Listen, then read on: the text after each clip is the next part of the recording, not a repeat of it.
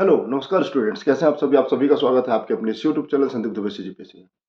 आज हम लोग छत्तीसगढ़ में जो आरक्षण के प्रावधान है उसके विषय में बात करना चाहते हैं। वर्तमान में 0% आरक्षण में जितने भी भर्ती है, जितने भी रोस्टर आ रहे हैं, सब चीज 0% में हो रहा है। न अभी आरक्षण क्लियर हुआ है 76% वाला, न 58% का कोई है, न 50% का कोई है। एट प्रेजेंट होगा क्या? अभी हाल ही में बहुत सारे कैंपेन चल रहा है कि अलग अलग समाज अपने अपने हित के लिए लड़ाई कर रहे हैं। राजभवन और राज्य सरकार के बीच एक अलग मुद्दा चल रहा है कि तुम आप साइन क्यों नहीं कर रहे हो, उसके पीछे कारण बताया। जब कारण पूछा जाता है तो कारण बताया जाता है। राज्यपाल इससे संतुष्ट नहीं होती। संविधानिक प्रमुख है, संविधान के आधार पर ही, संविधान के ही आधार पर उनको निर्णय लेना है। संविधान से हटकर नहीं जाना है, संविधानिक होना चाहिए कोई भी चीज। ओके। जैसे आप 76% के बारे में बात करते हो, जैसे 76% की आरक्षण पास हो जाएगी तो क्या उसको हाई कोर्ट में स्टे नहीं लगाया जाएगा? हाई कोर्ट नहीं तो सुप्रीम कोर्ट में जाएगा। तो कुल मिला के 76% तो असंवैधानिक है, ऐसा सबका मानना है। क्योंकि अगर आप जनसंख्या के आधार पर आरक्षण देते हैं तो जनसंख्या एक मुद्दा है कि भाई उसके आधार पर आरक्षण मिलना चाहिए, नो डाउट। पर आप आरक्षण को इतना रखें जिससे किसी वर्ग या किसी भी समुदाय के लिए वो अहित ना हो। ओके। ये आपका एक मुद्दा है। ठीक है। अभी हाल ही में ऐसा उड़ता उड़ता न्यूज आ रहा है कि भैया 76% को अगर असंवैधानिक घोषित कर दिया जाए तो 58% वैसे भी असंवैधानिक नहीं हो सकता, क्योंकि हाई कोर्ट ने इस पर पूर्णतः स्टे लगा दिया है। पर 50% के आधार पर में भी हो सकता है कि जितने भी भर्तियां हैं, जितनी भी नियुक्तियां हैं, सब। ठीक। अब बात करेंगे कि अब आपका जो स्ट्रेटजी है सीजीपीएससी के लिए, महज 40 से 45 दिन शेष रह गए। इन 45 दिन में आपको क्या करना, क्या है करना, क्या है? सबसे पहले अधिक से अधिक समय आप मॉक टेस्ट लगाइए। जितने ज्यादा मॉक टेस्ट लगाएंगे उतना ज्यादा आपके लिए बेनिफिशियल होगा।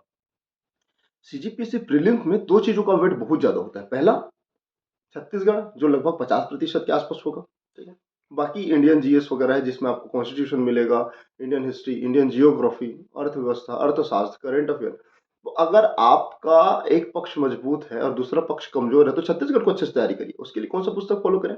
या तो छत्तीसगढ़ ग्रंथ अकेडमी, या थोड़ा डिफिकल्ट हो जाता है तो उसका अपडेटेड वर्जन अमरोहित सर का पुस्तक है।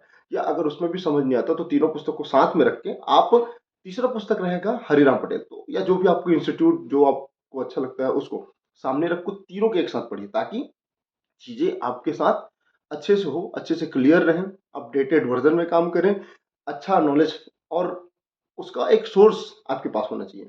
क्योंकि आपको पता होगा कि जो एग्जाम के पैटर्न के आधार पर आ रहा है उसको, उस बिहाफ में अगर मैं बात करूं तो कहीं ना कहीं आपको एक चीज में बहुत विशेष कर ध्यान रखना है। जब वो क्वेश्चन आंसर लगाते हैं तो कुछ आंसर तो विलोपित हो जाता है, कुछ आंसर डिलीट हो जाता है, कुछ आंसर का आंसर दूसरा होता है। तो आप ऐसे सोर्स को पढ़ें जिसमें आप दावापत्ती लगा सकते हैं। तो छत्तीसगढ़ ग्रंथ अकेडमी सबसे बेस्ट है। ओके। अगर बात करता हूँ, ये तो जीएस के बारे में बात रहा, छत्तीसगढ़ के जीएस में। उसके बाद आपको दूसरा सब्जेक्ट पढ़ना है इंडियन कॉन्स्टिट्यूशन। इंडियन कॉन्स्टिट्यूशन में सबसे अच्छा पुस्तक है लक्ष्मीकांत। लक्ष्मीकांत के लिए अगर आपके पास समय नहीं हो, चुकी आप अभी तक पढ़ते आ रहे हैं तो आपको चीजें क्लियर हो चुकी होंगी कि कौन सा पुस्तक पढ़ना है, कौन सा नहीं पढ़ना है। तो लक्ष्मीकांत को फॉलो करें। लक्ष्मीकांत के साथ ऑप्शनल में आपने एनसीईआरटी रख सकते हैं, कोई 10वीं 12वीं का, या फिर उसका सार जो आता है एनसीईआरटी का वर्णमाला, उसको आप प्रेफर कर सकते हैं। और साथ ही इंडियन हिस्ट्री।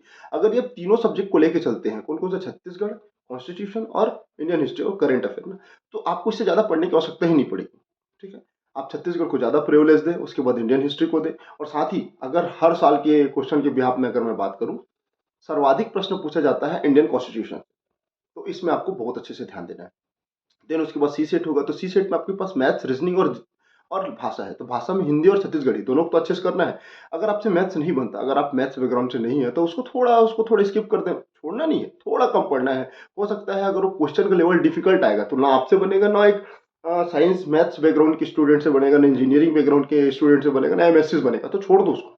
आपको सिर्फ क्या करना है? क्वालिफाई करना है। आरक्षित वर्ग के लिए 23%, और सामान्य वर्ग में 33%। तो आपको लगभग 40% के आसपास, अगर आप आरक्षित अनारक्षित वर्ग से, तो 40% प्रश्न को सही करना है। इसमें कोई शक नहीं, क्योंकि अगर आप उस क्राइटेरिया में जाते हैं ना तो आपको सी सेट क्वालिफाई होगा। सी सेट क्वालिफाई होगा तो जीएस चेक होगा। जीएस में जितना ज्यादा से ज्यादा नंबर ला सकते हैं लाए। मिनिमम मिस्टेक करें, गलतियों का गुंजाइश नहीं होगा दोस्तों। एक एक दो दो क्वेश्चन में आप अट जाते हैं। अच्छा, हमेशा रहता है कि जो दर्शन शास्त्र है वो मेंस का पार्ट है, पर प्रीलिम्स में भी तो क्वेश्चन आता है ना। तो अगर आपको ज्यादा नहीं तो बौद्ध धर्म, जैन धर्म देख लें।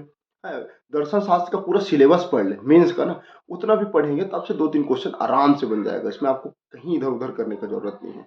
जो कर रहे हैं सटीकता के साथ करिए, ठीक है। अब रही बात आरक्षण का, आरक्षण का जो होगा बहुत जल्दी निर्णय आएगा। सुप्रीम कोर्ट का निर्णय 16 तारीख को आना है। उस निर्णय के आधार में चीजें बाकी क्लियर होंगी कि आगे क्या होगा, और उम्मीद है ये भी जल्दी मुद्दा होगा। ऐसा ही भर्ती रुका हुआ है, सीजीपीएससी प्रीलिम 2022 का रिजल्ट रुका हुआ है, मेंस का एक्चुअल में इंटरव्यू हो चुका है, मेंस का रिजल्ट बचा हुआ है, अभी प्रीलिम्स आना है। तो बहुत सारे एग्जाम है, हॉस्टल वार्डन का पोस्ट अभी खाली है, वो भी आएगा। एडीओ का पोस्ट खाली है, एजीओ का पोस्ट खाली है, सीजीपीओ का भर्ती जिसका रिजल्ट रुका हुआ है वो भी आएगा। तो कुल मिला के भी भर्ती बहुत है, और 6 महीने में ना लमसम लमसम में आपको 1000 से 1500 भर्ती मिलेंगी। ठीक, ये छोटा छोटा डाटा है जो आपके लिए जानना है।